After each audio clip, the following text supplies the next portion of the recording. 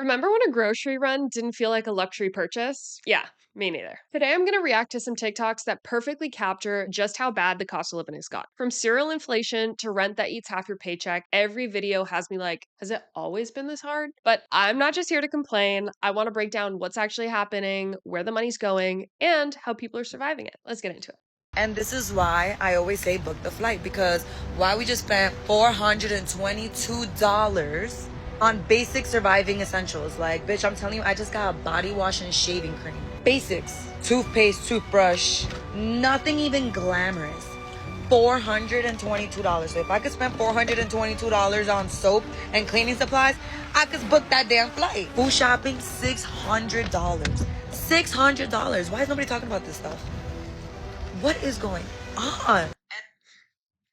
Okay, obviously not the best way to deal with the cost of living and inflation and all this stuff's going on, but she's kind of not wrong. Like, if everything's so expensive, you might as well go have a little bit of fun too. That's personally how I view my life. Like, I work hard, I've done all the right stuff, I got a degree, I have the job, so I deserve a little bit of time to enjoy myself. I agree it's absolutely crazy that she bought as much stuff as she did and it was $422, but looking at her cart, going back. The cart looks really full, so it kind of is a lot of stuff, and I'm definitely jaded by San Francisco prices because we have some of the most expensive groceries in the country, but the cart looks really full. So, yes, 422 is crazy and it's definitely a problem. Yes, you do deserve nice things even though inflation is crazy. And yeah, maybe you should just book that flight. She's probably not wrong. All right, this next one is about cereal. Okay, y'all, I might be an unk for real because since when is cereal $8 a box? What the hell? And the box looks smaller than it ever was. Let me find out. Not only are they inflating prices, but they're making the boxes smaller. Like, I don't know, That's called shrinkflation. It literally has a name because they do it so often. no, because I wasn't paying for shit, but I'm almost positive that cereal was never almost $10 a box for a little ass box. Like, am I tripping? Gee, am I tripping? Has cereal always been this high? Is it just I was a broke best friend? I guess. I don't know. I never paid for it. I don't be eating cereal no more. I literally was just gonna grab a box because nostalgia. But okay, he acting like it's normal. Maybe I'm just broke as shit. A matter of fact, I know he lying because the way me and my sister used to go through cereal, if my mom was paying $10 per box, she would have been whooping our ass. Okay, so this guy's in the grocery store and he literally asks an associate in the grocery store, like, has cereal always been $10? Like, I can't believe it. And I do the exact same thing. I will go grocery shopping and I'll just be like, you know what? I'm kind of craving mini wheats just because I had them when I was a kid. And then I go and I look and it's $10. I'm like, no way. And the other day I needed to go pick up Cheerios from the bodega market down the street as opposed to the actual grocery store. Box of Cheerios was $12. It is insane how expensive cereal has gotten. And he's totally right. I think back to when I was a kid and my brother and I would eat like a box of cereal each per week. If it was $10 back then, there's no way we would have eaten cereal. I remember it being one of those super cheap items. Same with like a can of soup. A can of soup kind of feels like a luxury now. Like, why is it over $2 to get a can of soup? They used to be 99 cents. I don't really understand it. Just want to take a second and shout out Arizona, the people who make the iced teas, because they kept everything to 99 cents when everybody else is making cereal crazy, soup crazy. This guy is so right. Inflation is really crazy and shrinkflation is so real. They are, in fact, making those boxes way smaller and way more expensive. All right, here's the next video. I'm not going to have any audio on it because I don't want to get caught with copyright, but let's jump in.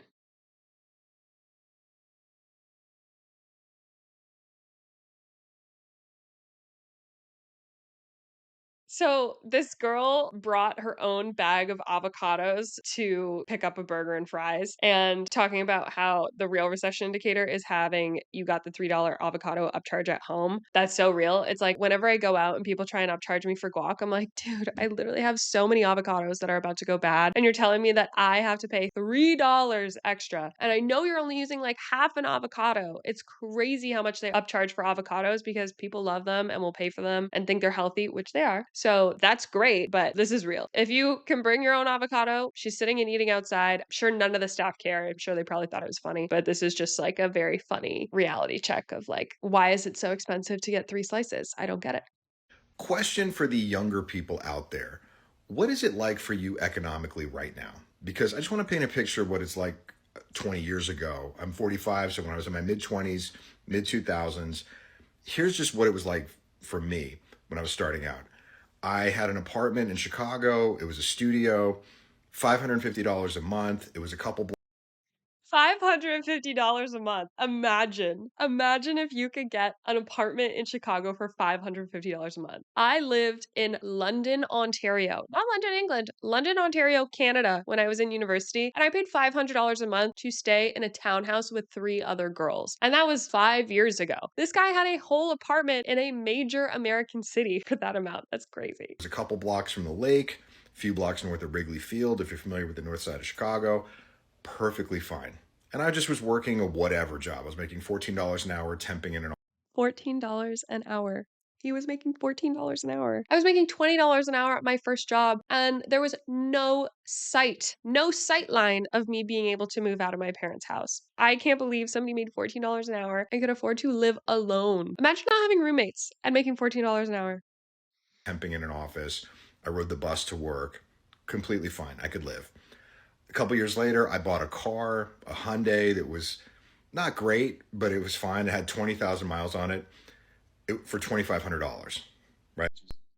I was like, okay, this sounds kind of normal. 20,000 miles on a Hyundai. Then he said, that amount of money? I thought there was supposed to be 5 digits in car prices, not 4. Where can you find a $2,500 car these days? They don't exist. Dollars, right? So I was able to just pay cash for kind of a junky car, but it ran. Now, that same apartment in Chicago, I was looking it up today, is almost triple the price. Triple. It's like $1,500. And you can't even find a car for $2,500 now. That's what I said. Like, I was looking just like, I wonder what a used car goes for. Even a $10,000 used car is absolute trash. It has like 180,000 miles on it, 5 different owners, an accident. So it's like you literally can't do what was completely normal to do 20 years ago. I'm not talking about the baby boomer time. Like, I bought a house for 5 raspberries in the 60s. I'm talking about 2005. You can't even do that. So I'm so curious what it's like for you now, because it seems unsustainable.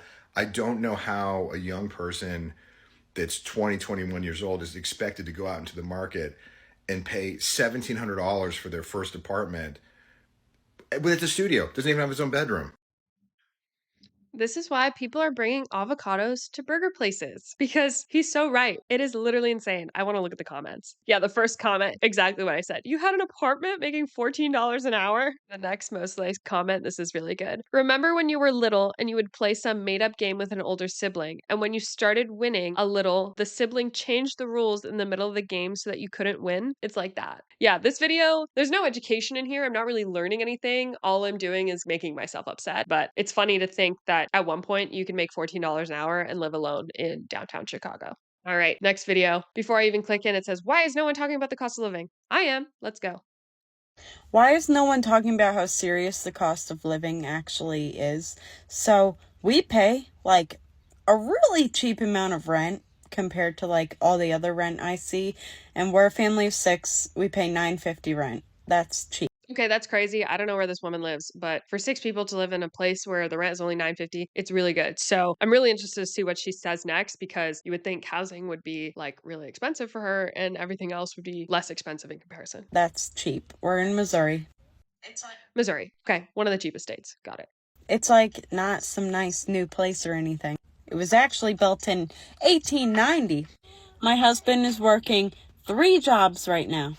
We buy absolutely nothing that we don't need. And we actually go without a lot of things that we actually do need. I feel like if you're able to do anything that's not just surviving, then you got it good. I feel so sad that I didn't appreciate the times where we were able to actually have fun at this point. So much has changed in the past few years. Like, what? I just really You think about it all the time, what she said of like, if you can do more than just survive, you are so lucky. I constantly think about that. And that's why I'm like, you know what? I'm going to have a little bit of fun while I can. Just like that girl, I'm just going to book the flight. I can do it. Who knows how long it's going to last for? Who knows what's going to change in the economy? I might as well enjoy it while it's here. And it's kind of real. We're really in a jam here with cost of living. So I appreciate when people kind of sign that alarm of like, you should probably just enjoy yourself a little bit as well and not worry all the time.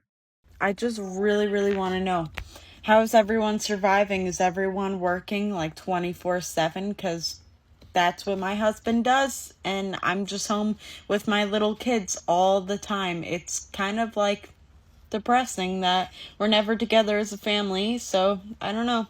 I hope one day we can be, but it sucks. Yeah, it does suck. She's not wrong. And it's a good call out that, like, if you're just above surviving, like, consider that you're doing very well and, like, acknowledge that person. All right, this next one has 2.1 million views. It's like a ton of views. So let's see what she says. I'm sorry, what the actual hell? What the hell kind of dystopian future are we living in? $35? $35 for chicken.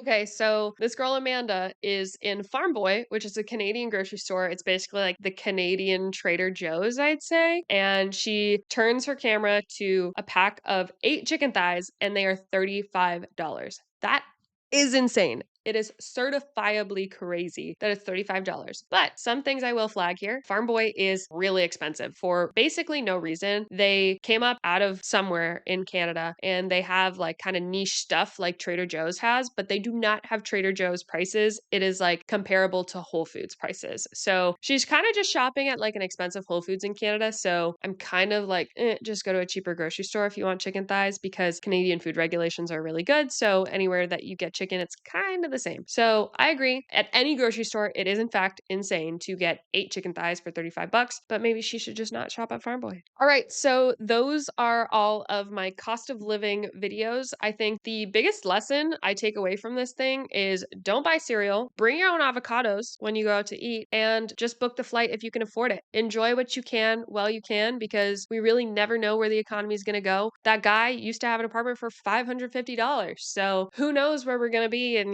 another 10, 20 years. But I really do like how people are transparent on the internet about these things because it helps create clarity for other people and make people not feel so alone or feel like they're struggling when it's just kind of the reality of what the economy is right now.